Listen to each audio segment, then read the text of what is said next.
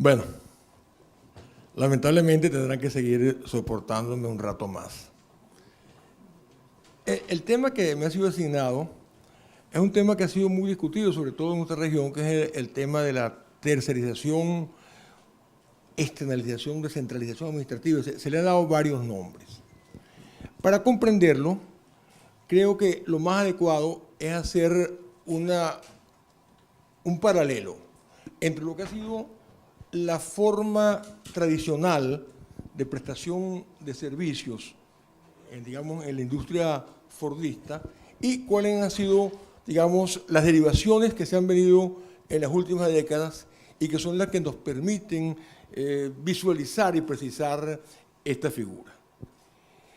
El contrato de trabajo tradicional, el contrato de trabajo, digamos, que se da cuando se comienza a formar, a consolidar el derecho del trabajo, digamos, primeras décadas del siglo XX, es un contrato donde el trabajador se obliga a prestar servicios a tiempo completo, por tiempo indefinido, a un solo patrono. Tanto el patrono como el trabajador tienen una caracterización individual muy precisa. Y la causa por la cual el trabajador se obliga a prestar ese servicio es el salario que está recibiendo como compensación del mismo. La evolución, no digamos específicamente de la normativa laboral, sino de las formas de organización del trabajo, van a determinar la existencia, el surgimiento de nuevas formas de contratación que se van apartando de una u otra manera de ese, digamos, formato tradicional. Se incrementa el trabajo parcial, el trabajo temporal y el pluriempleo. Uno de los sujetos, que es el trabajador, mantiene de una manera inalterable su caracterización individual. Pero el otro sujeto va asumiendo diferentes modalidades de la tradicional. Se transforma, se fracciona, se sustituye. Tanto desde el punto de vista jurídico, o sea, de su personalidad jurídica, como desde el punto de vista de su organización empresarial. Esta forma nueva de organizar la empresa y que fundamentalmente tiene como intención la de optimizar el rendimiento de las nuevas tecnologías, van a permitir que los procesos industriales puedan ser cumplidos en unidades mucho más reducidas que las tradicionales. Y eso no es una novedad del siglo XXI, sino que es una realidad que se viene llevando a cabo desde mediados, digamos, del siglo pasado, pero que cada vez va desarrollándose más y va, digamos, presentando una realidad más neta, más definida. Por eso podemos distinguir que dentro de eso que llamamos la descentralización hay algunas formas tradicionales, hay algunas formas semitradicionales y hay unas formas novedosas. Y todo esto nos lleva a una evolución de la organización empresaria desde los años 40 del siglo pasado hasta la fecha. ¿Cuáles son las modalidades tradicionales? Las que siempre se han dado y que son además las que encuentran desde antiguo una regulación específica en nuestras legislaciones laborales en América.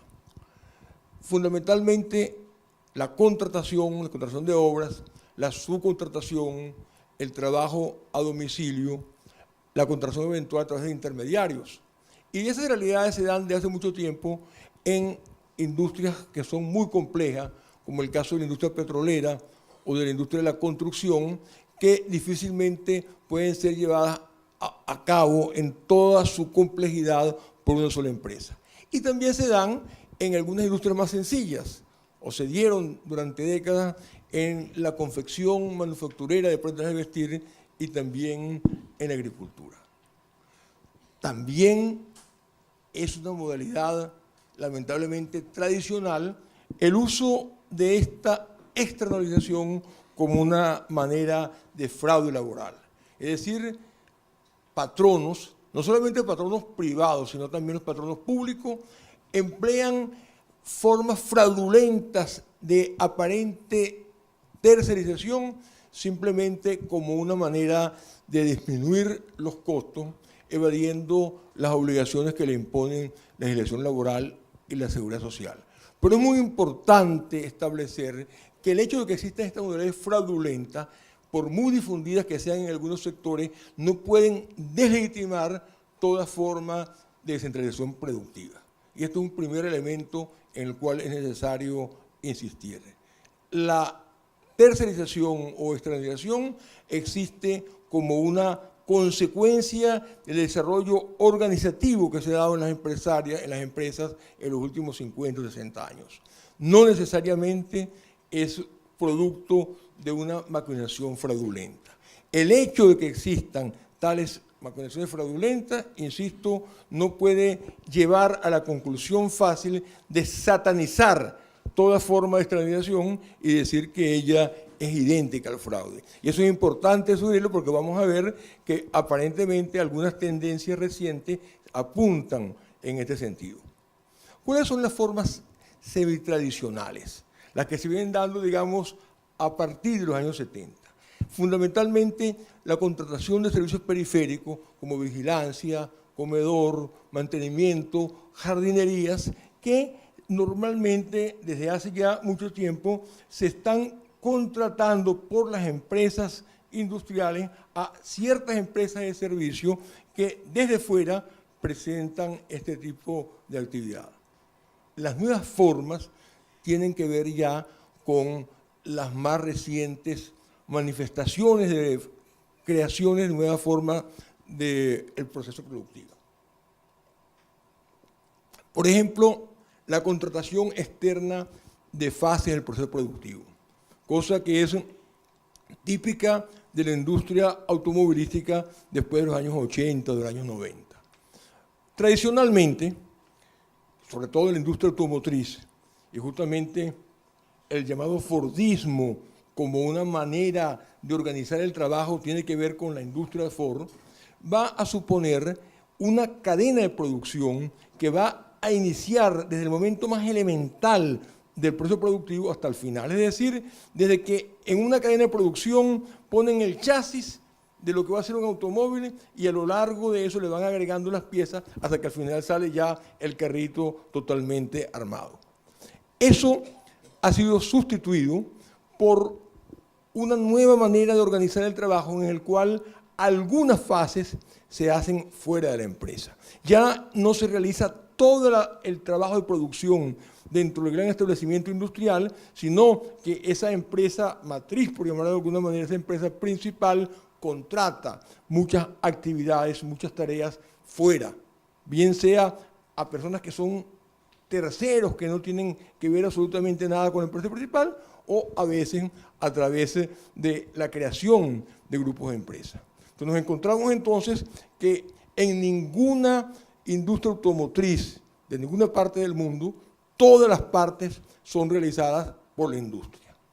Algunas, por ejemplo, producen los frenos en otra parte, los motores en otro sitio, la carrocería en otro. Entonces ya no es el concepto, digamos, del gran establecimiento que lleva a cabo toda esa cadena industrial en principio al fin, sino la empresa red, la empresa que se va diversificando, no solamente de la manera en que ella misma va creando nuevas entidades, sino de que también va a buscar entidades productivas que son de terceros, de personas que son totalmente diferentes a quienes comenzaron eso. Y de ahí viene el nombre de tercerización, porque personas que eran trabajadores de esa empresa matriz original pasan a ser terceros porque pasan a trabajar para otras entidades. Los grupos de empresa constituyen una forma de centralización. Y los grupos de empresa ocurren muchas veces porque hay empresas que se unen y van constituyendo un grupo porque son distintas empresas que llegan a ciertos acuerdos productivo, pero también ocurre lo contrario. Una sola empresa se va desagregando y va creando otras empresas que constituyen un grupo en cuanto tienen algún tipo de unidad económica, pero que son jurídicamente personas distintas. Las empresas de trabajo temporal que van a determinar la posibilidad de que una empresa usuaria pueda tener bajo su cargo y bajo su dependencia de hecho a trabajadores que no son empleados suyos, sino que son empresas de una tercera que lo que hace es únicamente suministrar la mano de obra.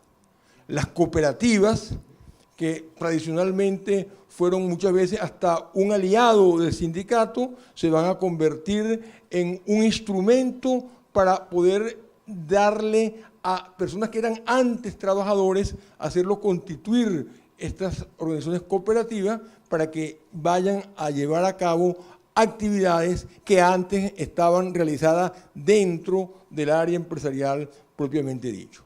Y existen, por supuesto, nuevas formas de fraude laboral. O sea, en la medida en que se hacen más altos los costos de trabajo y en la medida en que la jurisprudencia, sobre todo, más que la legislación, la jurisprudencia va atacando las formas tradicionales del fraude y va descubriendo relaciones de trabajo donde hay la apariencia de relaciones civiles o mercantiles, los tramposos se ingenian y van creando formas cada vez más sofisticadas de fraude.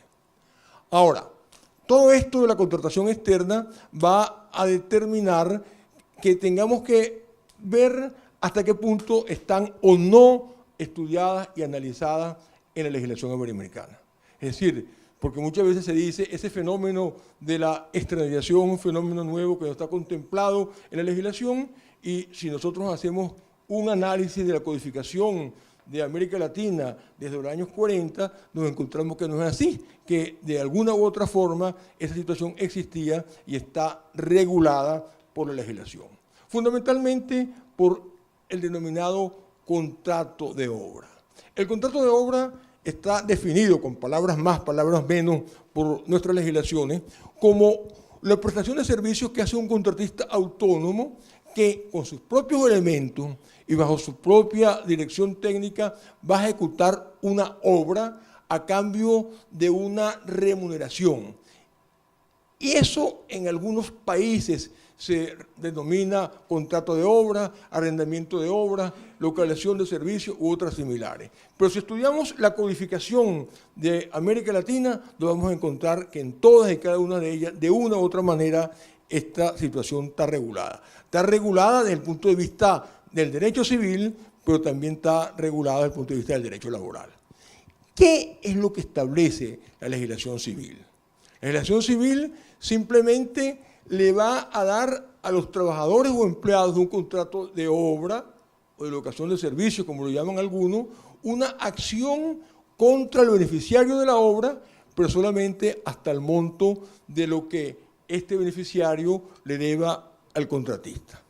Es decir, desde el punto de vista clásico, si cualquier personal, ya sea un particular o una empresa, realiza un contrato de obra para que le ejecuten una determinada obra, los trabajadores de ese contratista no tienen ninguna acción contra el propietario de la obra, contra quien encarga la obra, salvo en aquellas cantidades que el propietario de la obra le debe al contratista. Es decir, ahí se puede producir, y eso está dentro de la lógica tradicional del derecho civil, una sustitución, él se subsume en la deuda que tiene el propietario contra su patrón o contratista y en ese caso puede ejecutar una acción, pero que evidentemente es subsidiaria y que evidentemente no va a cubrir con seguridad la posibilidad de que el trabajador pueda satisfacer todos sus derechos. Por eso, en la evolución del derecho del trabajo latinoamericano, y ya eso viene desde la Ley Federal del Trabajo de México del 31 y el Código del Trabajo de Chile del 31, las dos leyes madres que de norte a sur y de sur a norte, digamos, inspiraron todo el desarrollo legislativo en nuestra región, ya están estableciendo de una u otra forma una responsabilidad laboral, que es una responsabilidad distinta de la civil, para que el beneficiario de la obra, del servicio contratado, de alguna manera pueda responder por los derechos laborales de los trabajadores del contratista. ¿Y cuál es, digamos, el fundamento de esta responsabilidad laboral que vamos a ver se manifiesta de distintas maneras? El fundamento es que quien crea el riesgo, quien realmente además está enriqueciendo en última instancia con la labor del trabajador, es el propietario de la obra, y que en consecuencia no sería equitativo que el trabajador se quede sin poder sufrutar sus derechos y que por el contrario el propietario de la obra reciba el beneficio de la ejecución de la misma. Y de ahí entonces que las legislaciones fueron estableciendo, como digo, de una u otra manera las modalidades que van a permitir la responsabilidad laboral del beneficiario de la obra en los contratos de obra, con lo cual entonces se va mucho más allá de la responsabilidad clásica del derecho civil. En algunas legislaciones simplemente se establecen que el beneficiario de la obra tiene responsabilidad frente a los derechos del trabajador, del contratista. Los sistemas son los que cambian. Algunas legislaciones, Venezuela, Argentina, Colombia, y hablando de Iberoamérica, también ocurre en España, en Panamá, existe una responsabilidad solidaria del beneficiario. Solidaria quiere decir que el trabajador puede dirigirse indistintamente ante su patrono, el contratista, o ante el beneficiario de la obra. Pero estas legislaciones que menciono establecen algunas limitaciones. Es decir, no señalan que de una manera absoluta pueden los trabajadores de un contratista dirigirse contra el propietario de la obra, sino que dicen en algunas circunstancias. Le ponen un límite, porque de no existir un límite, pues sería muy difícil la contratación. Sería, digamos, muy peligroso para cualquier particular, para cualquier empresa, hacer un contrato de obra si sabe que en todo caso va a tener que responder por las obligaciones laborales derivadas de ese contrato de obra.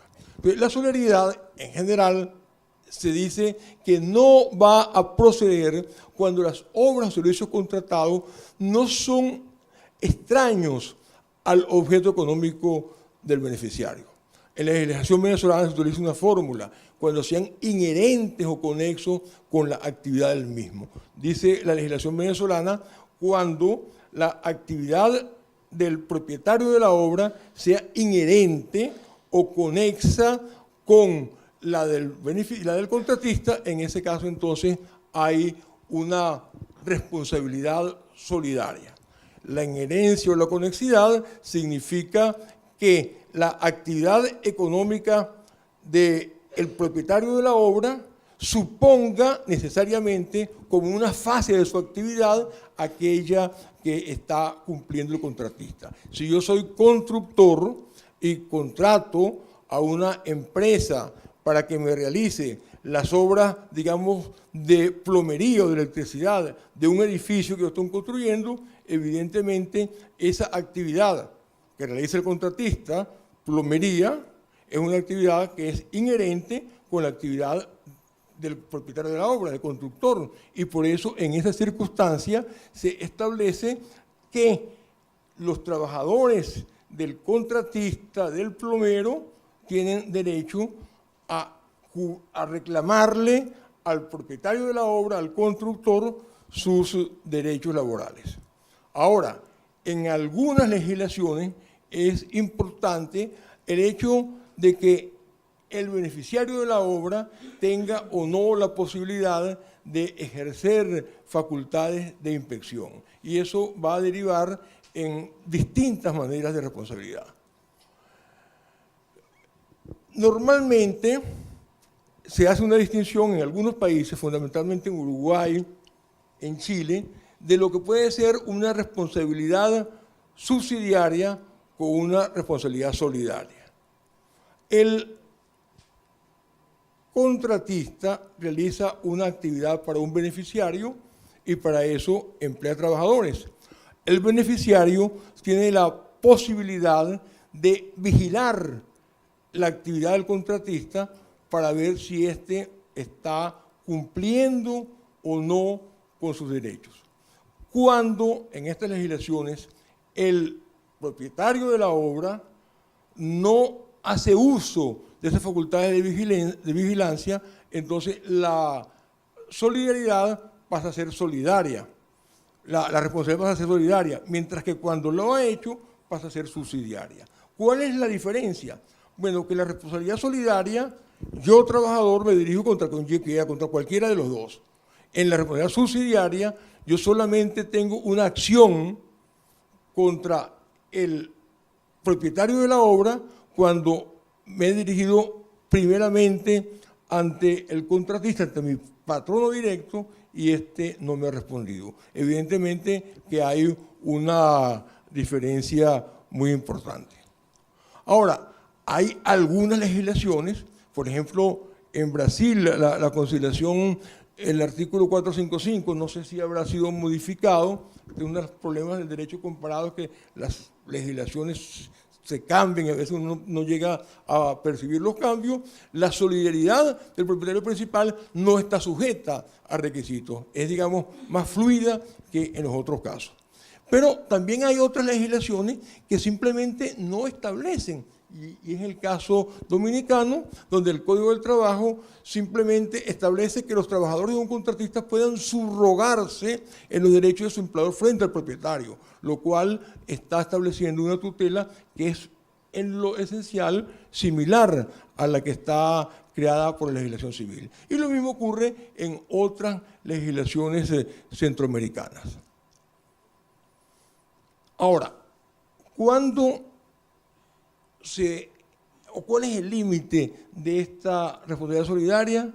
Hay un caso muy particular, que es el caso boliviano, en el cual se señala que la responsabilidad solidaria existe frente al dueño de la obra si es un privado. Pero si por el contrario el contratante es el Estado, en ese caso no hay responsabilidad. Es una situación muy poco equitativa porque la justicia debería entrar por casa. El Estado es el que establece la legislación y el Estado que le impone a los privados esa responsabilidad se le excluye al Estado. En Venezuela ocurre una cosa muy particular. En nuestra legislación la responsabilidad solidaria es igual para el Estado, que es el principal empleador, que para los privados. La legislación no hace ninguna diferencia, pero la jurisprudencia, sobre todo la de la Sala Política Administrativa del Tribunal Supremo de Justicia, que conoce en definitiva reclamaciones, aun cuando también puede ser reconocerlo la Sala de Casación Social, ha venido determinando la no responsabilidad del Estado. ¿Cómo? Porque como la responsabilidad en Venezuela depende de que haya inherencia o conexidad, y si no hay inherencia o conexidad, no hay tal responsabilidad solidaria, en los casos en que la demandada es una empresa del Estado, el Tribunal Supremo de Justicia viene diciendo de una manera sistemática que en ese caso particular no hay ni inherencia ni hay responsabilidad, con lo cual se llega a la misma solución poco equitativa que señaló en Bolivia, aunque ya no desde el punto de vista legislativo, sino desde el punto de vista de la jurisprudencia. Entonces, ¿qué ocurre con la contratación externa? En primer lugar, que es una situación que no solamente que es normal, es que es necesaria. En la economía, no solamente en la economía moderna, contemporánea, sino hace mucho tiempo, es prácticamente imposible que todas las actividades sean realizadas en todos los casos por todas las empresas. Hay industrias en las cuales prácticamente la posibilidad de que una sola empresa lleve a cabo todo el proceso industrial es prácticamente es materialmente imposible, más allá de lo que digan las legislaciones. Señalo como ejemplos muy claros la industria petrolera, la industria de la construcción. Es imposible que una empresa constructora, por ejemplo, tenga en su propiedad las máquinas que hacen los pilotes donde ponen las fundaciones, porque esas máquinas cuestan demasiado dinero y simplemente se van a utilizar una empresa constructora que al año hace 2 o 3 edificios, utilizaría máquinas para hacer las fundaciones en 2 o 3 edificios y tendría entonces esas máquinas, digamos, inactivas el resto del año. En consecuencia, es necesario que la empresa constructora no invierta en poder adquirir esas máquinas, sino que simplemente le haga una contratación externa. Y así, por ejemplo, digamos, con lo que es el concreto. Rafaelito, que ya un hombre entrado en edad, debe acordarse cuando hacían edificios o casas de 2 pisos, que era lo más que habían cuando él era un muchacho, de 3 pisos, aquí en Santo Domingo, cuando iban a echar la placa, que era echar el concreto en una placa, eso lo hacía el propio constructor, lo hacía con una maquinita que llamaban trompo en Venezuela, o mezcladora, que daba la vuelta, ¿verdad?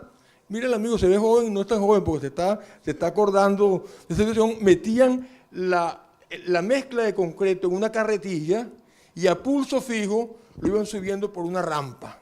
Y comenzaban a hacerlo todo el mismo día, porque la placa no puede hacerse una parte hoy ni una mañana, sino que tienen que echarla toda para que se frague toda, porque si la hacen por parte va a quedar entonces, no va a fraguar bien y se puede caer. Entonces ese trabajo comenzaban a hacerlo apenas comenzaba el sol, a las 5 o 6 de la mañana, y estaban todo el día un grupo de personas con toda fuerza echando para arriba para poder hacer la placa. ¿Cómo se hace eso ahorita?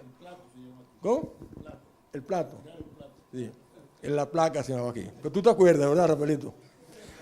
A las 6 de la tarde, cuando ya se había terminado la faena, era ya la fiesta. Llegaba el constructor con una caja de cerveza fría, la gente tomaba su cerveza y descansaba. Ahora ustedes ven unas máquinas que parecen como unos dinosaurios enormes, que son unas grúas tremendas que llevan el concreto hasta el piso 15, 20 o 30 del edificio más alto que se puede hacer en esta ciudad. Puede pensarse que una empresa constructora compre una grúa de estas transportadoras de cemento. No. Y puede pensarse que vaya a ser un edificio de 15 o de 20 pisos con el mismo método tradicional de la carretilla que se empujaba a mano. Tampoco. Entonces, evidentemente, esa situación de contratación externa va a existir y el derecho lo que tiene que hacer es regularlo.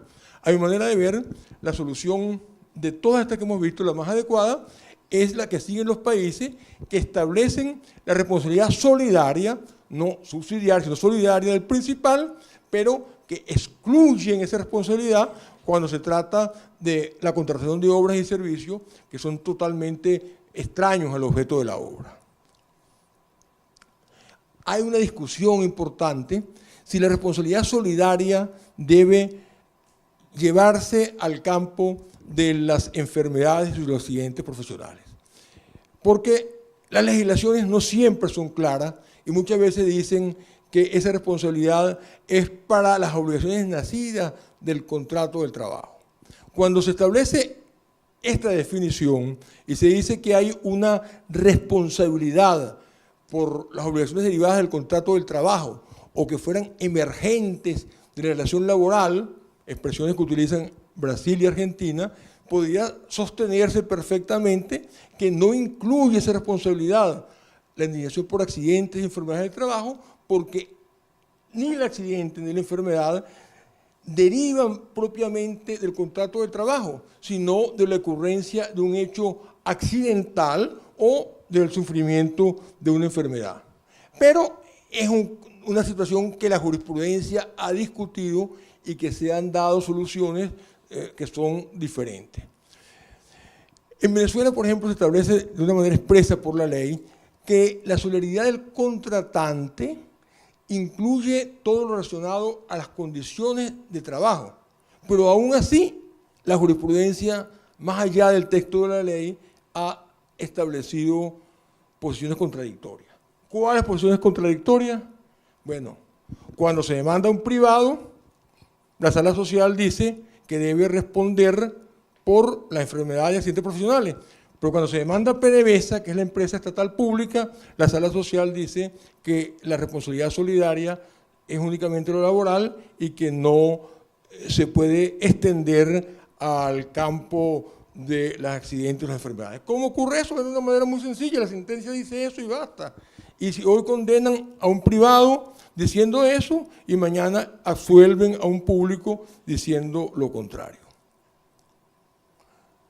Ahora, en algunos casos, la solidaridad, al menos en el texto de la ley, está muy extendida. Por ejemplo, en Colombia se habla de la solidaridad y las extiende a las indemnizaciones a que tengan derecho los trabajadores.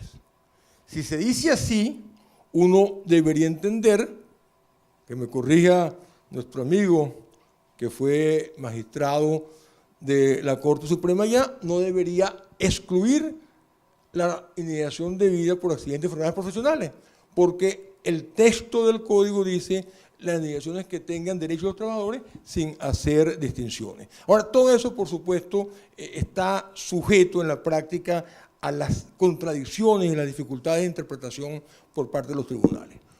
Otra cosa que también se ha discutido es el tema de la igualdad de las condiciones entre los trabajadores del contratista y los trabajadores del contratante. En general, las legislaciones no establecen que debe haber una isonomía o igualdad de condiciones laborales entre los trabajadores de los contratistas, los trabajadores de los subcontratistas y los trabajadores del beneficiario. Es decir, en toda la cadena de producción donde se van, digamos, llevando a cabo distintos o van participando distintos empleadores, no siempre todos los empleadores tienen las mismas condiciones de trabajo. En general, las empresas más grandes que tienen negociación colectiva tienen condiciones de trabajo que son más favorables que las empresas más pequeñas. Ahora, sin embargo, en algunos países, en el caso venezolano, alguna jurisprudencia ha establecido esta igualdad. ¿En qué caso? Igual que lo decía anteriormente. Cuando se trata de demandas contra privados, generalmente la sala social dice que dado la aplicación de esos artículos que establecen la solidaridad, si hay solidaridad también debería haber igualdad, pero cuando se trata de demandas contra empresas públicas, dicen lo contrario. En Uruguay se ha establecido esta igualdad en relación a los trabajadores contratados por empresas suministradoras de empleo temporal. Además, esto parece lógico como una aplicación del principio a igual trabajo, igual salario. Si yo tengo dentro de una empresa un señor que es empleado mío y al lado otro que está haciendo la misma labor, pero que no es empleado mío, sino de una empresa suministradora de trabajo personal, evidentemente, si ambos tienen una remuneración distinta, se está quebrando este principio de la igualdad. Hay otro tipo de tercerización tradicional, que es la intermediación. Normalmente, sobre todo en los trabajos rurales, muy importante y muy frecuente el tema de la intermediación. Aquí, cuando este era un país que producía caña, ahora no produce caña, ahora todo es turismo, la caña es una cosa ya como secundaria, ¿verdad? Pero cuando el fuerte de República Dominicana era la agricultura, buena parte de los trabajadores que trabajaban en la agricultura no eran de aquí, venían del vecino país. Y era frecuente que para eso se usaran unos señores que eran intermediarios, o sea, el propietario de la plantación se hablaba con un fulano y le decía, mira, tráeme 50 haitianos, porque la semana que viene tengo que cortar tantos tablones de caña. Y quien hacía la contratación no era el propietario, él ni sabía ni conocía a la gente, era un tal que se iba para la frontera, se traía a la gente y la ponía a trabajar. Ese señor intermediario realiza una actividad, pero el trabajador muchas veces ni conocía al patrono, conocía era al intermediario, y el intermediario generalmente era un insolvente. Entonces, a la hora de pagar las liquidaciones, si el intermediario no las pagaba, el trabajador no podía realmente hacer efectivo eso y perdía sus derechos. Por eso, la mayor parte de las legislaciones, y eso viene también de la Ley Federal de Trabajo y del Código de Trabajo de Chile del año 31, regulan la figura del intermediario, estableciendo en líneas generales que el propietario de una obra que utilizaba un intermediario era responsable sobre las obligaciones laborales de este intermediario, bien fuese que lo hubiese autorizado expresamente por la contratación o que sin haberlo autorizado o sin haber costado esa autorización, sí costaba que había recibido la obra. Y en ese momento entonces nace la responsabilidad del propietario de la obra con los trabajadores que habían sido contratados a través de un intermediario. Y eso estaba regulado de una manera, digamos, generalizada en las legislaciones latinoamericanas. Ahora, ¿qué ocurre en la actualidad y cuál es, digamos, la nueva perspectiva que se ha venido creando?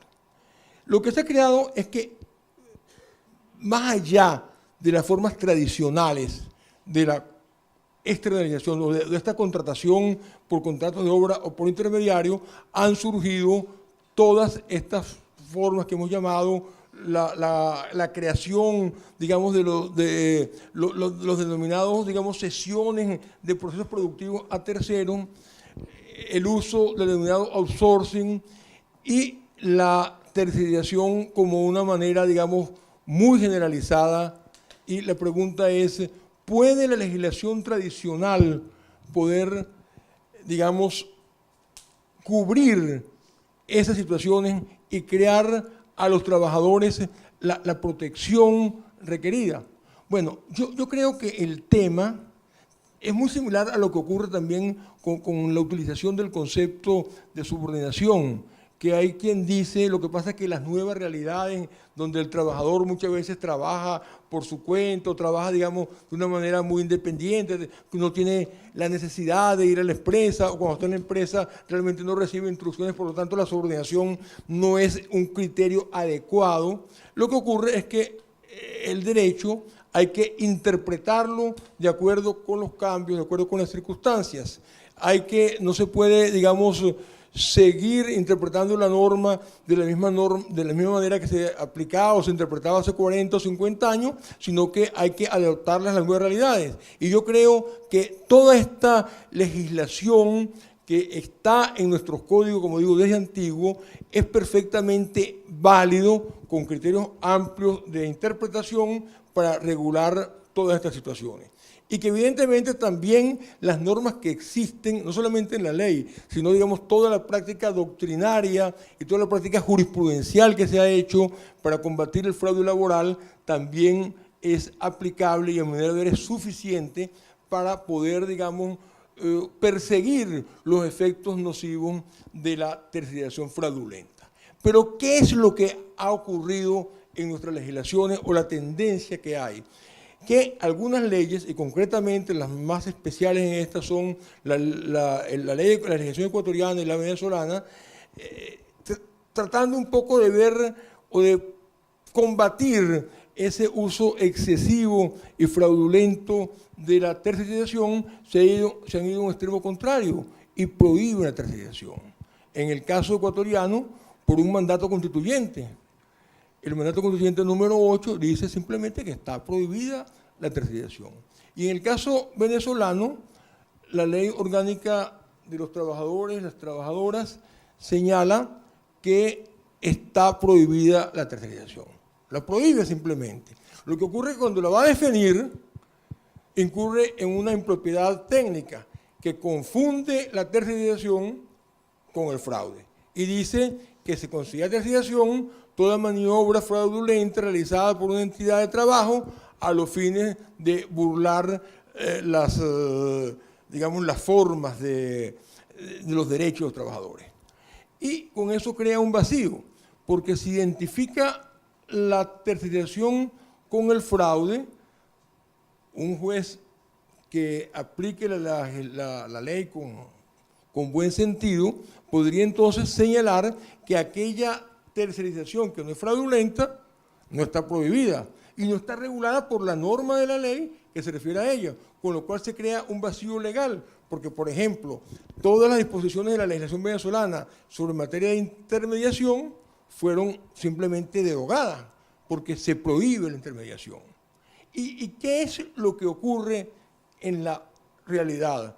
y eso ocurre en Venezuela y también ocurre en Ecuador, que más allá de la prohibición textual del legislador, la tercerización sigue existiendo y seguirá existiendo, por lo que yo les decía hace poco, porque no es posible obligar a todas las constructoras, empresas constructoras de Venezuela o a todas las empresas constructoras del Ecuador a que realicen ellos todas las actividades necesarias para hacer, digamos, un edificio como esto en el que estamos acá.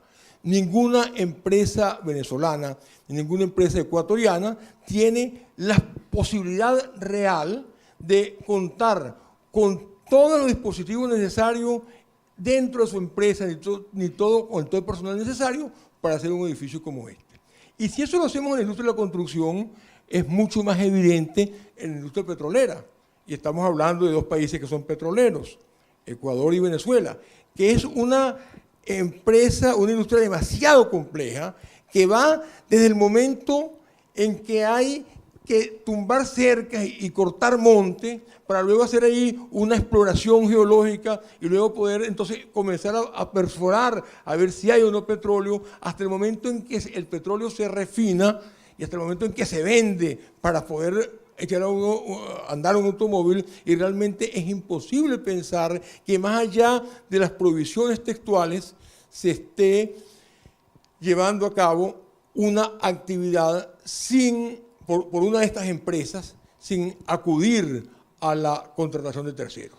Entonces nos encontramos entonces con que nuestros legisladores a veces llevan a cabo una actividad totalmente pendular. Para proteger al trabajador de los excesos de la tercerización, caen en el extremo de hacer una prohibición irreal de ese fenómeno. Y la consecuencia es que no lo regulan. Entonces, al tratar de prohibir en esa manera extrema, están incurriendo entonces en una omisión legislativa porque no están entonces creando una normativa capaz de proteger a los trabajadores de esa tercerización, de los efectos negativos que por supuesto puede tener esa tercerización no fraudulenta. Cuando la tercerización es un fraude, simplemente se le aplican las normas legales y se le aplican las doctrinas que la jurisprudencia ha establecido en todos nuestros países para combatir el fraude.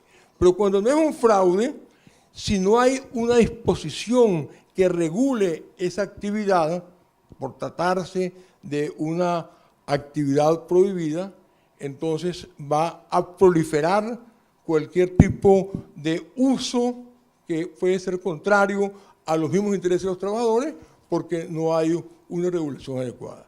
Entonces, todo esto nos plantea lo que es el gran reto de los laboralistas. Y es lo importante de estas reuniones y de estos congresos. El gran reto del laboralista en el siglo XXI es poder comprender las realidades que nos está mostrando la organización empresarial y la actividad productiva en el siglo XXI, que son evidentemente distintas, pero no un poco distintas, son diametralmente distintas a las que existían cuando el derecho laboral a finales del siglo XIX y en las primeras décadas del siglo XX se vino a consolidar como una disciplina independiente. Entonces no podemos estar pensando en el siglo XXI con los criterios que se empleaban en el siglo XX.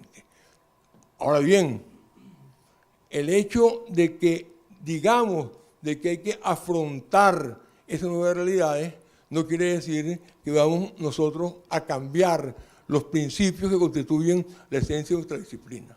Lo que hay que hacer entonces es buscar las modalidades correctas de regulación que permitan, sin renunciar a los principios que son la esencia de nuestra disciplina, permitan, digamos, abrir un cauce regulatorio a lo que está ocurriendo en el mundo contemporáneo. Eso no es fácil, pero es que nunca la vida del derecho ha sido fácil. El derecho siempre ha tenido que abrirle cauce a la realidad y normarla. Y ese es el compromiso y es el desafío que tenemos nosotros. Afrontar las nuevas realidades conservando la esencia de nuestro principio. Eso requiere, por supuesto, estudio, requiere dedicación, y esa es la invitación que nosotros en la academia le hacemos a todos cuando nos reunimos en estas circunstancias. Muchas gracias, buenas tardes.